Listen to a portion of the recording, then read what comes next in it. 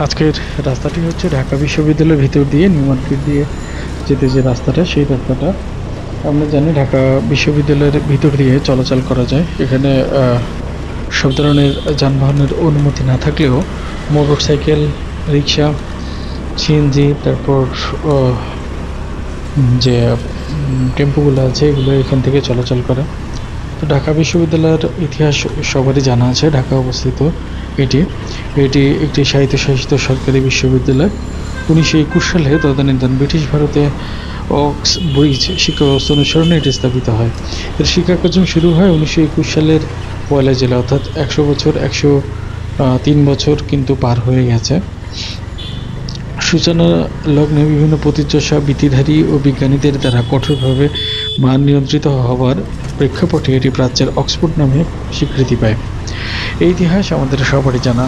এই ঢাকা বিশ্ববিদ্যালয়ের মধ্যে কিন্তু অনেক পুরনো ভবন রয়েছে, যার মধ্যে কার্জন হল আছে, তারপর মুসা খান মসজিদ আছে, আরও অনেক স্থাপনা আছে।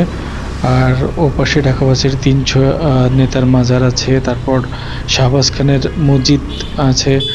শাহবাজ খানের মসজিদ বলতে গেলে সেখানে একটু বলতে হয়, সেটা হচ্ছে শাহবাজ খান ছিলেন, বর্তমানে আমরা যে শাহবাগ নামটা হয়েছে এটি কিন্তু সেই শাহবাজ খানের নাম অনুসারে এই জায়গাটির নাম হয়েছে শাহবাগ। শাহবাজ খান একজন পরেশগার লোক ছিলেন। ওখানে তার মাজার আছে, যে মাজারের ভিডিও চিত্র আমি আপনাদের সামনে তুলে ধরেছিলাম অনেক আগেই। আমার এই চ্যানেলেই আছে সেই ভিডিও, আবার আমার আইডিতেও রাখা আছে। তো যাই হোক, এই রাস্তা দিয়ে সকালবেলা যানজট তেমন থাকে না, রাস্তাটা অনেক ফ্রি থাকে। কিন্তু বিকালবেলার চিত্র আর সকালের চিত্র এখানে মেলানো খুবই মুশকিল। এখানের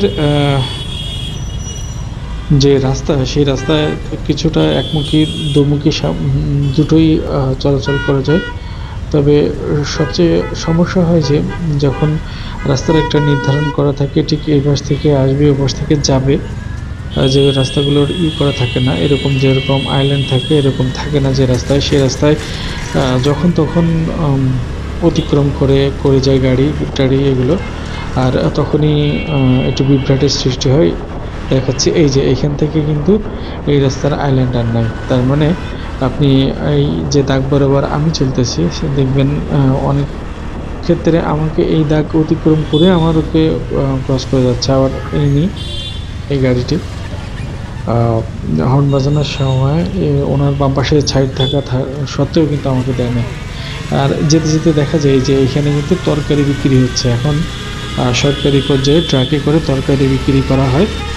সেখানেও প্যাকেজ রয়েছে, আপনারা কেউ প্যাকেজেও নিতে পারেন এবং আলাদা আলাদাও নিতে পারেন।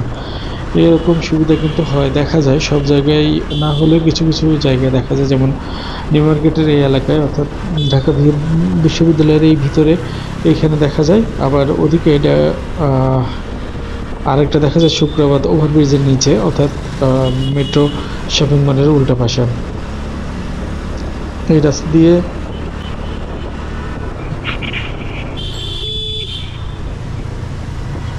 এই রাস্তায় বাম দিক থেকে নিউ মার্কেটের এই রাস্তা, আমি যেটা বলতেছিলাম যে সকালের দিকে একটু ফ্রি থাকে, একটু ফ্রি না, যথেষ্ট ফ্রি থাকে, আপনি এক সিগন্যালে পার হয়ে যেতে পারেন। কিন্তু এই ঠিক তার বিপরীত চিত্র দেখা যায় বিকালবেলা এই রাস্তা দিয়ে পার হতে গেলে আপনার 1 ঘন্টার উপরে লেগে যাবে।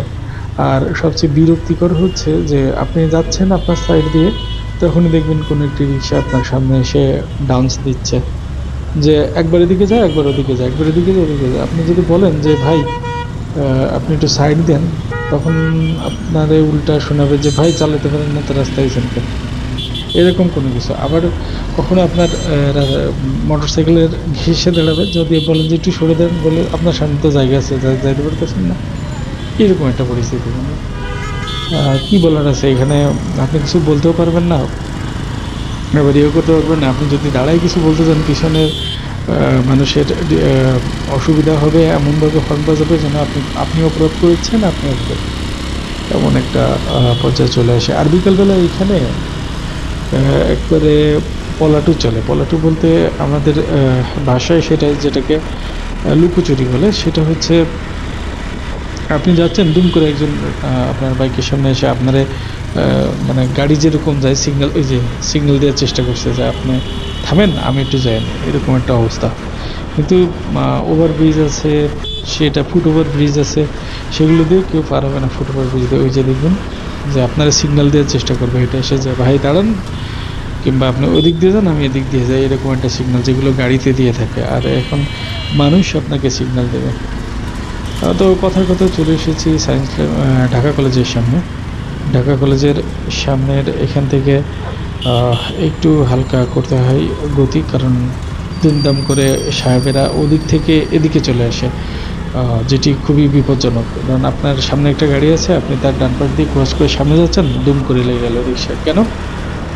কারণ রিক্সা তো আগে থেকেই চলে এসেছে ক্রস করে, সে সবার আগে চলে যাবে। আর সবচেয়ে একটা বিরক্তিকর বিষয় হচ্ছে এখানে প্রতিযোগিতা সমানভাবে চলতে থাকে। কেমন প্রতিযোগিতা?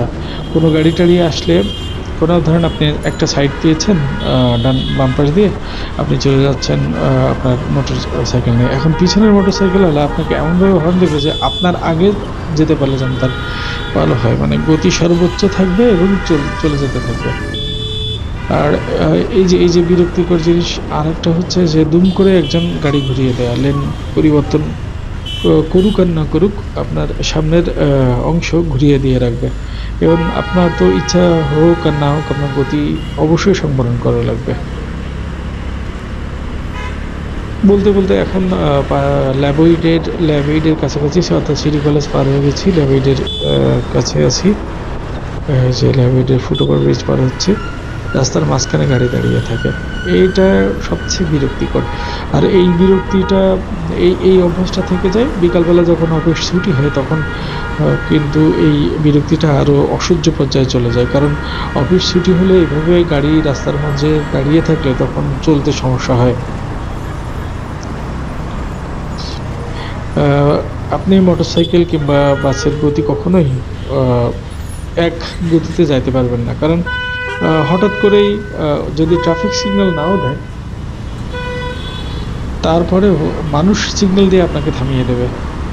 এটাই হচ্ছে একটা অন্যরকম বিরক্তিকর। যদি ট্রাফিক সিগন্যাল থাকে তাহলে সেটা মেনে নেওয়া যায়, কিন্তু দুম করে আপনি চলতেছেন, আপনার গতি থামিয়ে দিল মানুষ রাস্তা পার হবে এই জন্য।